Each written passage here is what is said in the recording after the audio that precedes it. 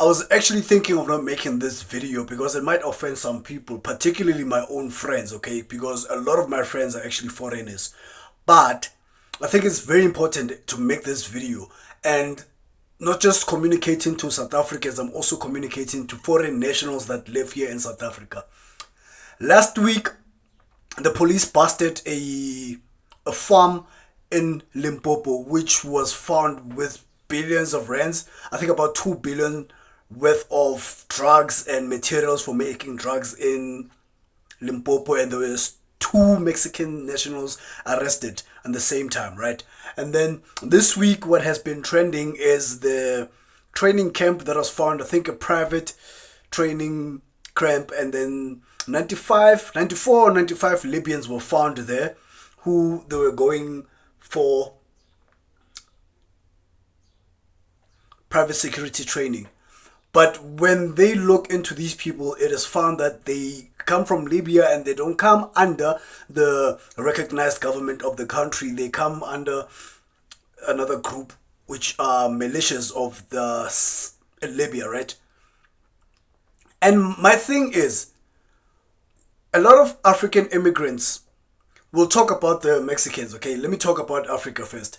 A lot of African immigrants come here to South Africa for better opportunities and mainly to also escape the hardships that they are going through in that country. For example, if I see a big influx of Sudanese people coming into South Africa right now, I would not be surprised because there's an ongoing war in Sudan right now. So Sudan is not a great place to be even if you love your own country, right? So a lot of people leave their countries coming to South Africa because they are seeking better opportunities, and really they're just seeking peace and to feel safe for themselves and for their families. With all these people that are coming in, unfortunately, and it seems when we talk about it as South Africans, we are labeled as xenophobic. And I don't think it's xenophobic because as a black South African who stays in black communities and I work amongst black people, when I am exposed to crime by foreign nationals, mainly it's going to be black foreign nationals. They may be from Haiti, Jamaica, or whatever, but 9 times out of 10 they're going to be from any country in Africa, right? My question is, do we really think there's just 95 Libyans living in South Africa, getting some form of training, doing some form of crimes, who have escaped their own war crimes where they come from? And not just Libyans, there's Mozambicans, there's Nigerians, there's Sudanese, there's Tanzanian people, there's Congolese people who are coming into South Africa.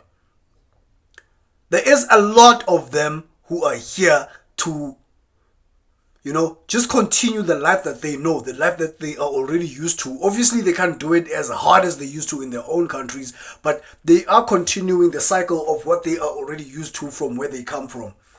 And my question is for other foreign nationals who come from these countries, that if you escaped criminals, war criminals specifically, and other kinds of criminals from your own country and coming here for protection, for asylum and seeking better opportunities, are you as a foreigner okay with these people let me put it this way, are you okay with these people coming into the country and the color that they're coming in with?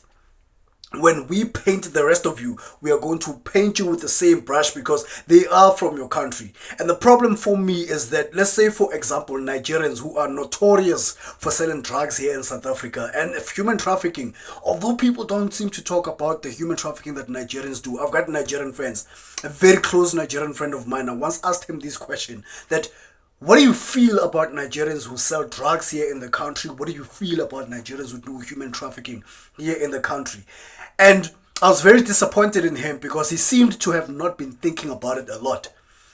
And I told him, think about it, because you see, the next ignorant person who is not like me, who is not your friend, when they see you, they see just another Nigerian man who sells drugs to their children. So my question is, if you are a foreigner, and I'm talking especially to foreigners who are still going to be coming here to South Africa, and South Africa is a great place for opportunities. There's many ways to get wealthy in this country. In comparison to where you come from, when you get here, you can be You can be quite wealthy, you can be quite affluent, and at the moment the immigration laws are not so stringent that it is so simple for people to just come in and treat South Africa like a banana republic. But for me, my question is for any foreign national, whether you're Zimbabwean, Mozambican, you are Sotho from Lesotho, Botswana, Swaziland, I really don't care as long as you are not a South African citizen or a national. Do you not have a problem with people from your home countries committing crimes here in this country? And I, as a South African, not just going to be mad at one particular Nigerian person, particular Zimbabwean person who mugged me and stabbed me or shot me. I'm going to think, Zimbabweans. I'm going to think, Nigerians, right? Because I am mad. I'm angry at that moment. And what you are going to think as an innocent Nigerian person is that I am being xenophobic. When your brothers and sisters are fucking up the country further.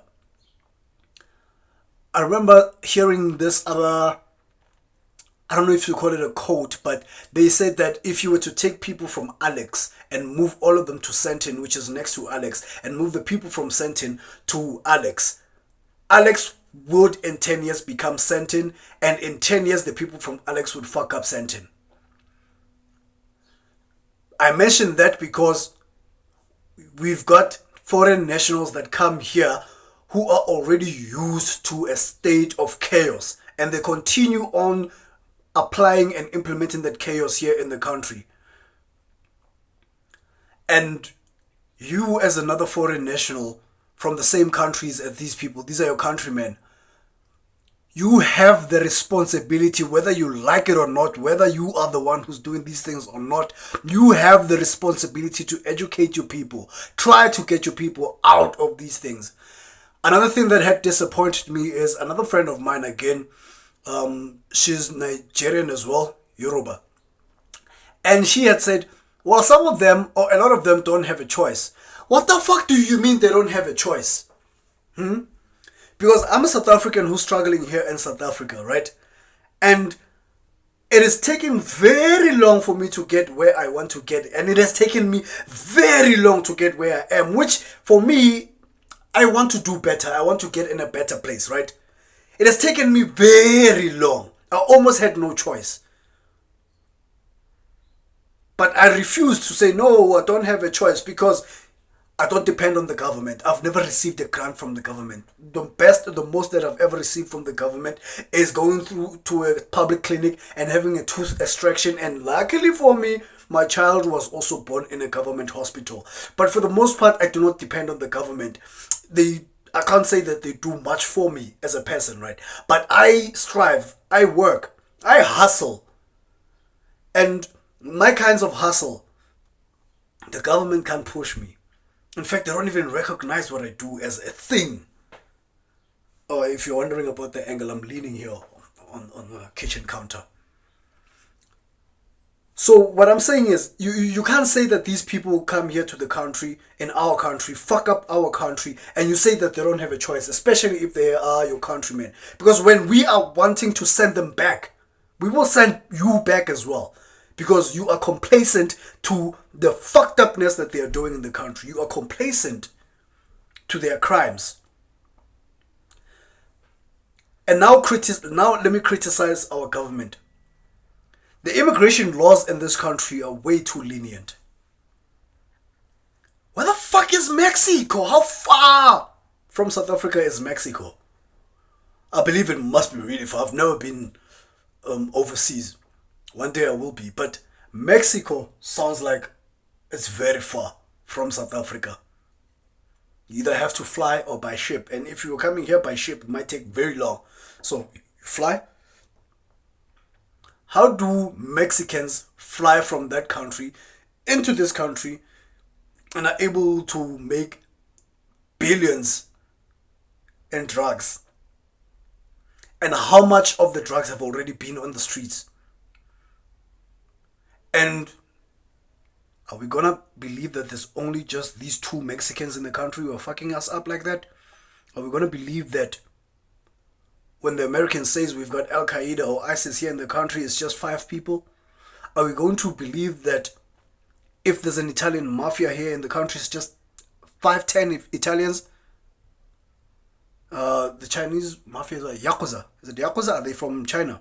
If the Yakuza is here, are we gonna say that we only have 5 Yakuza? Let's be realistic. Let's be fucking realistic. And the leaders of the country have to do better in protecting the citizens and protecting our borders. And ensuring that every foreign national that's in the country is here legally. And if they are here legally, they are adding on to the country's growth. We can't have a retail... Oh, let me move a bit. There's a bit of noise coming from next door. We can't have a retail space business that is controlled, let's say maybe 70-80% by people from Bangladesh, Pakistan, and they do not add to the country in the form of taxes, because they don't. They don't bank in South Africa. They have their own bank set up. There's a bank in Oriental Plaza Joburg. I just forgot the name now, but I always talk about that bank with friends just to show how hardworking these people are. But the point is that they don't bank in South Africa. They're not adding on to the country. So a lot has to be done. A lot is being done at the moment. We are seeing a few things being done, but a lot more still has to be done. And us citizens as well have to also assist in these things happening. And I'm going to go back again a little bit to African immigrants and all the other immigrants here in South Africa. Do you now see that, and this is not a political opinion per se, it's more of a rational opinion. Do you now see that the open borders policy that the EFF or Julius Malema wants would be really fucked up? Dumb, if you ask me.